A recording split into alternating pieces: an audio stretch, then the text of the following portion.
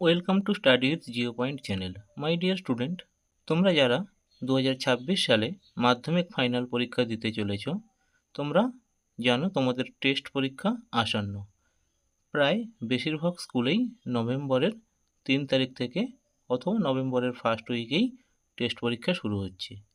তো এই মাধ্যমিকের টেস্ট এবং 2026 মাধ্যমিক ফাইনাল পরীক্ষার জন্য তোমরা অধ্যায়ভিত্তিক ভূগোল বিষয়ের কোন প্রশ্নগুলোকে 3 মার্কসের প্রশ্ন হিসাবে রেডি করবে তা আমি এই ভিডিওতে আলোচনা করতে চলেছি।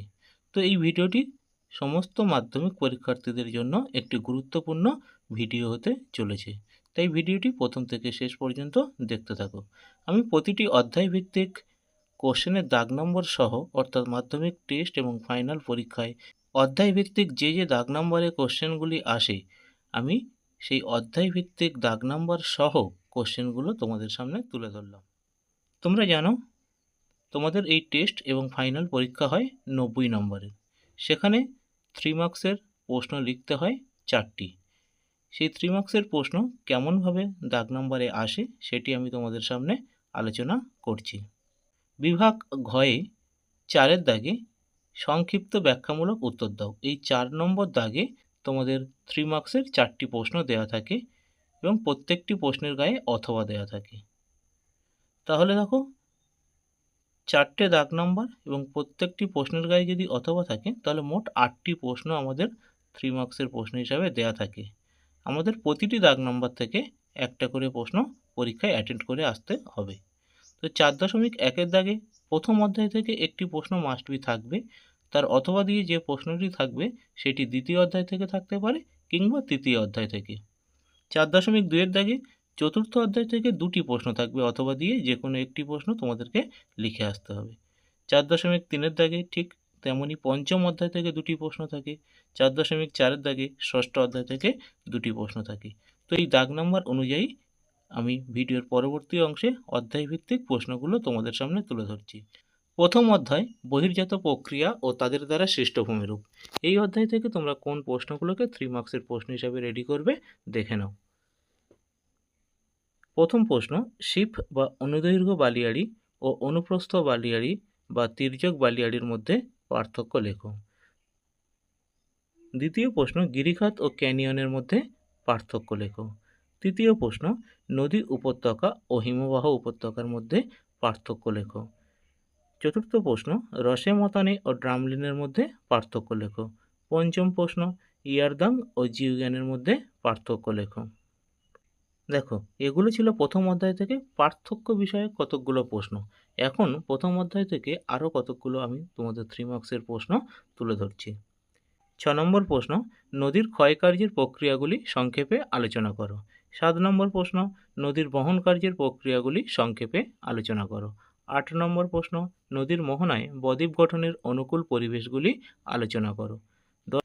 9 নম্বর প্রশ্ন, পৃথিবীব্যাপী জলবায়ু পরিবর্তন কিভাবে সুন্দরবনকে প্রভাবিত করছে। 10 নম্বর প্রশ্ন, মরুভূমি সম্প্রসারণ বা প্রসার লাভের কারণগুলি লেখো। এই প্রশ্নটি আরেক রকমভাবে আসতে পারে যে মরু অঞ্চলে বায়ুর কাজ প্রাধান্য পায় কেন। 11 নম্বর প্রশ্ন, মরুভূমির প্রসার রোধের বা মরু বিস্তার প্রতিরোধের উপায়গুলি লেখো। তো প্রথম অধ্যায় থেকে প্রশ্নের সংখ্যাটা একটু বেশি হয়ে গেল, 11টি প্রশ্ন দেওয়া রয়েছে। তবে তোমরা এই প্রশ্নগুলো প্রত্যেকটা অধ্যায় ভিত্তিক যে প্রশ্নগুলো আমি তোমাদের সামনে তুলে ধরছি সেই প্রশ্নগুলো রেডি করে যাও। এখান থেকে 3 মার্কসের প্রশ্ন তোমরা 100% পরীক্ষায় কমন পাবেই। দ্বিতীয় অধ্যায় বায়ুমণ্ডল। এই বায়ুমণ্ডল অধ্যায় থেকে তোমরা কোন প্রশ্নগুলোকে 3 মার্কসের প্রশ্ন হিসাবে রেডি করবে। প্রথম প্রশ্ন, ঘূর্ণবাত ও প্রতিভ ঘূর্ণবাতের মধ্যে পার্থক্য লেখো। দ্বিতীয় প্রশ্ন, সমুদ্রবায়ু ও স্থলবায়ুর মধ্যে পার্থক্য লেখো। তৃতীয় প্রশ্ন, বায়ুমণ্ডল উত্তপ্ত হওয়ার পদ্ধতিগুলি লেখো। চতুর্থ প্রশ্ন, মৌসুমী বায়ুর সঙ্গে জেট বায়ুর সম্পর্ক আলোচনা করো। পঞ্চম প্রশ্ন, ট্রপোস্ফিয়ার স্তরে উচ্চতা বৃদ্ধির সঙ্গে সঙ্গে উষ্ণতা হ্রাস পায় কেন। তো এই বায়ুমণ্ডল অধ্যায় থেকে এই 5টি প্রশ্ন তোমরা ফাইনাল এবং টেস্ট পরীক্ষার জন্য রেডি করো 3 মার্কসের প্রশ্ন হিসাবে। তৃতীয় অধ্যায় বায়ুমণ্ডল। এই অধ্যায় থেকে তোমরা টেস্ট এবং ফাইনাল পরীক্ষার জন্য কোন প্রশ্নগুলোকে 3 মার্কসের প্রশ্ন হিসাবে রেডি করবে। প্রথম প্রশ্ন, ভরা জোয়ার বা ভরা কোটাল ও মরা জোয়ার বা মরা কোটালের মধ্যে পার্থক্য লেখো। দ্বিতীয় প্রশ্ন, কোনো স্থানে দুটি মুখ্য জোয়ারের মধ্যে সময়ের ব্যবধান 24 ঘন্টা 52 মিনিট হয় কেন? তৃতীয় প্রশ্ন, পূর্ণিমার জোয়ারের তুলনায় অমাবস্যার জোয়ার বেশি শক্তিশালী হয়, কারণ ব্যাখ্যা করো। চতুর্থ প্রশ্ন, জোয়ার ভাটার সুবিধা এবং অসুবিধাগুলি লেখো। এই প্রশ্নটা আরেক রকমভাবে আসতে পারে, জোয়ার ভাটার ফলাফল বা গুরুত্ব বা প্রভাব আলোচনা করো। চতুর্থ অধ্যায়, বর্জ্য ব্যবস্থাপনা। এই অধ্যায় থেকে তোমরা কোন প্রশ্নগুলোকে 3 মার্কসের প্রশ্ন হিসাবে রেডি করবে? প্রথম প্রশ্ন, পরিবেশের উপর বর্জ্যের যে কোনো 3টি প্রভাব আলোচনা করো। দ্বিতীয় প্রশ্ন, বর্জ্য ব্যবস্থাপনায় শিক্ষার্থীদের ভূমিকা আলোচনা করো। তৃতীয় প্রশ্ন, বর্জ্য ব্যবস্থাপনায় প্রয়োজনীয়তাগুলি উল্লেখ করো। চতুর্থ প্রশ্ন, গ্যাসীয় বর্জ্য নিয়ন্ত্রণের উপায়গুলি কী কী? পঞ্চম প্রশ্ন, জৈব ভঙ্গুর ও জৈব অভঙ্গুর বর্জ্যের মধ্যে পার্থক্য লেখো। ষষ্ঠ প্রশ্ন, কম্পোস্টিং কী এবং কম্পোস্টিং পদ্ধতির সুবিধা ও অসুবিধাগুলি লেখো। পঞ্চম অধ্যায়, ভারত। এটি খুব একটি ইম্পর্টেন্ট অধ্যায়, তোমরা জানো 5 মার্কসের ক্ষেত্রেও 3 মার্কসের ক্ষেত্রেও। তো এই ভারত অধ্যায়ের দুটি পার্ট রয়েছে, একটি প্রাকৃতিক ও অপরটি অর্থনৈতিক। তো এখন আমরা দেখে নিই প্রাকৃতিক পরিবেশ থেকে আমরা কোন প্রশ্নগুলোকে 3 মার্কসের প্রশ্ন হিসাবে রেডি করব। প্রথম প্রশ্ন, পশ্চিমঘাট ও পূর্বঘাট পর্বতমালার মধ্যে পার্থক্য লেখো। দ্বিতীয় প্রশ্ন, ভারতের অধিকাংশ পূর্ববাহিনী নদীর মোহনায় বদ্বীপ গড়ে উঠেছে, কারণ ব্যাখ্যা করো। তৃতীয় প্রশ্ন, ভারতের পশ্চিম বাহিনী নদীগুলির, দেখো এখানে পশ্চিম বাহিনী দুটি নদীর নাম আমি উল্লেখ করে দিয়েছি, নর্মদা ও তাপ্তি। তো এই দুটো নদীর নাম উল্লেখ করেও তোমাদেরকে প্রশ্ন আসতে পারে। মোহনায় বদ্বীপ সৃষ্টি হয়নি কেন? চতুর্থ প্রশ্ন, ভারতের জলবায়ুতে মৌসুমী বায়ুর প্রভাব বা বৈশিষ্ট্য আলোচনা করো। পঞ্চম প্রশ্ন, মৃত্তিকা সংরক্ষণের উপায় বা মৃত্তিকা ক্ষয়ের কারণ বা মৃত্তিকা ক্ষয়ের প্রভাব বা ফলাফলগুলি আলোচনা করো। ষষ্ঠ প্রশ্ন, অরণ্য সংরক্ষণের পদ্ধতি বা উপায়গুলি আলোচনা। ভারত অধ্যায়ের অপর একটি গুরুত্বপূর্ণ পাঠ অর্থনৈতিক পরিবেশ। এই অর্থনৈতিক পরিবেশ থেকে তোমরা কোন প্রশ্নগুলোকে 3 মার্কসের প্রশ্ন হিসাবে রেডি করবে তা দেখে নাও। প্রথম প্রশ্ন, ভারতীয় কৃষির যে কোনো 3টি বৈশিষ্ট্য আলোচনা করো। দ্বিতীয় প্রশ্ন, ভারতের বর্ষাকালীন শস্য চাষের জন্য জলসেচের প্রয়োজন হয়, কারণ ব্যাখ্যা করো। তৃতীয় প্রশ্ন, খারিফ ফসল ও রবি ফসলের মধ্যে পার্থক্য লেখো। চতুর্থ প্রশ্ন, গাঙ্গেয় সমভূমিতে জনঘনত্ব অত্যন্ত বেশি, কারণ ব্যাখ্যা করো। পঞ্চম প্রশ্ন, ভারতের শহর বা নগর গড়ে ওঠার কারণগুলি আলোচনা করো। ষষ্ঠ প্রশ্ন, ভারতের পরিবহন ব্যবস্থার যে কোনো 3টি গুরুত্ব আলোচনা করো। ষষ্ঠ অধ্যায়, উপগ্রহ চিত্র ও ভূবৈচিত্র্যসূচক মানচিত্র। এই অধ্যায় থেকে তোমরা কোন প্রশ্নগুলোকে 3 মার্কসের প্রশ্ন হিসাবে রেডি করবে? প্রথম প্রশ্ন, উপগ্রহ চিত্র ও ভূবৈচিত্র্যসূচক মানচিত্রের মধ্যে পার্থক্য লেখো।